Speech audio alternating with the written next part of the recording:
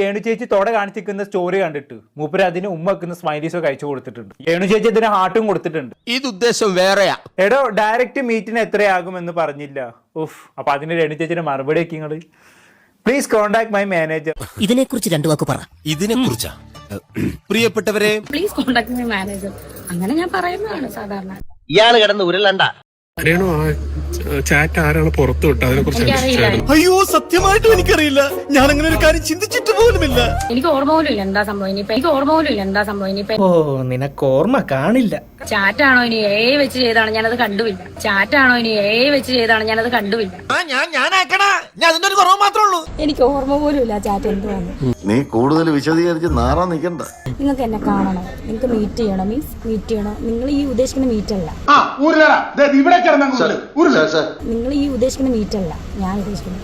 ഒരു കോഫി കുടിക്കണം, ഷേക്ക് കുടിക്കണം, അല്ല അസൽ വെടി അടിവാര ഓമനെ ഓർമ്മ വരുന്നു.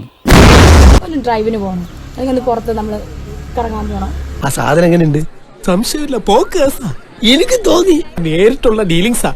കെട്ടിയോന്ന് അറിയാതെ ഇടപാട്. Just meet up. Please contact my manager. ഞാൻ പറയാറുണ്ട് ലൈവില്.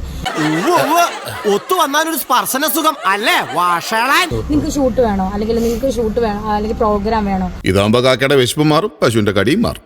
ഞാൻ ആ ചാറ്റ് കണ്ടില്ല, അത് എന്റെ ആണെന്ന് പോലും എനിക്ക് ഡൗട്ടാണ്. എനിക്ക് ഓർമ്മ പോലും ഇല്ല എന്താ സംഭവിച്ചത്. നുണ പറയാം, സ്വന്തം മനസാക്ഷിയോടാകരുത്. നിങ്ങൾക്ക് പ്രൊമോഷൻ വേണോ, നിങ്ങൾക്ക് എന്തെങ്കിലും ഷൂട്ടിന്റെ ആവശ്യമുണ്ടോ, പ്രോഗ്രാം ആവശ്യമുണ്ടോ, മാനേജറെ കോൺടാക്ട് ചെയ്യുക. അത് എല്ലാ സെലിബ്രിറ്റിയും പറയുന്നത് തന്നെയാണ്. നീ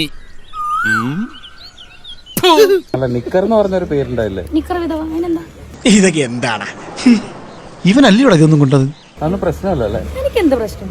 ഇനിയിപ്പം എന്നാ വിളിച്ചാലും നോ പ്രോബ്ലം, ഹാപ്പി. നല്ല തറവാട്ടി പറഞ്ഞ കുട്ടിയാ. സാഹചര്യങ്ങളുടെ സമ്മർദ്ദം കൊണ്ട് അപ്പൊ ഒട്ടും സമയം കളയുന്നില്ല, ഞാൻ ഇറങ്ങുന്നു.